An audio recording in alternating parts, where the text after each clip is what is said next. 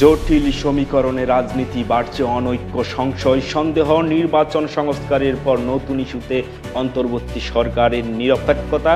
স্বার্থের দ্বন্দ্বে ভেঙে পড়ছে জুলাই বিপ্লবের ঐক্য। 5 মাস আগের মিত্ররা একে অপরকে নিশানা বানাচ্ছে, গুজবে ভর করে সুযোগ নিতে প্রস্তুত বিরোধী শক্তি।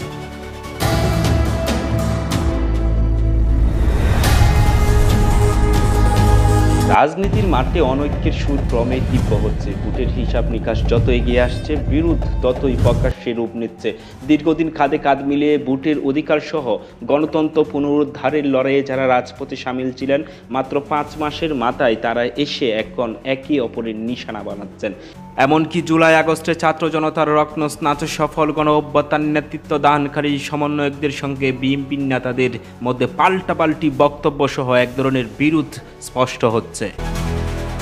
যদিও স্বৈরাচারী হাসিনা বিরোধী 15 বছরের আন্দোলনে বিএনপি, জামাত সহ সমমনা অন্যান্য রাজনৈতিক দলগুলোর ব্যাপক অবদান ও ত্যাগ রয়েছে, কিন্তু নির্বাচনের সময় নির্ধারণ এবং প্রয়োজনীয় সংস্কার ইস্যুতে সমাধান না হতেই এখন নতুন করে যুক্ত হয়েছে অন্তর্বর্তী সরকারের নিরপেক্ষতার প্রশ্ন। বৈষম্যবিরোধী ছাত্র আন্দোলনের প্ল্যাটফর্মে জাতীয় নাগরিক কমিটির তত্ত্বাবধানে শীঘ্রই নতুন রাজনৈতিক দলের আত্মপ্রকাশ হতে যাচ্ছে। বিএনপি সহ বেশ কয়েকটি রাজনৈতিক দল বিষয়টিকে সন্দেহের চোখে দেখছে।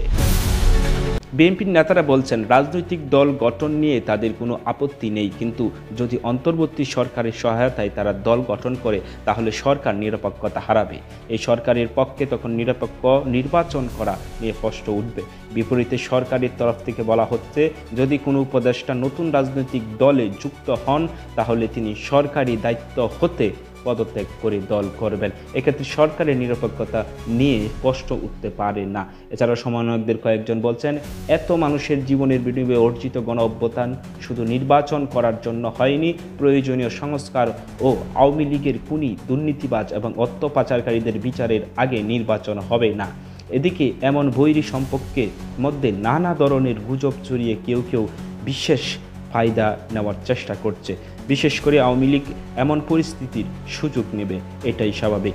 ইতিমধ্যে দলের অনেক পলাতক নেতা বিদেশে অবস্থানরত আছেন। বিভিন্ন মাধ্যমে বক্তব্য দিয়ে গত নির্বাচন সহ তত্ত্বাবধায়ক সরকারের অধীনে নির্বাচন দেওয়ার দাবি তুলছেন, যে কারণে সরকার ও সমন্বয়কদের তরফে বলা হয়েছে বিএনপি তো আওয়ামী লীগের সুরে কথা বলছে। এরকম পরিস্থিতিকে রাজনৈতিক বিশ্লেষকরা জটিল সমীকরণ বলে আখ্যা দিচ্ছেন। তারা বলছেন, নির্বাচনের সংস্কার কতটুকু হবে, কবে নাগাদ হবে এবং সংস্কারের শেষ নির্বাচন কবে হবে, এমন বিতর্কের পর এখন নতুন করে যুক্ত হলো অন্তর্বর্তী সরকারের নিরপেক্ষতার প্রশ্ন।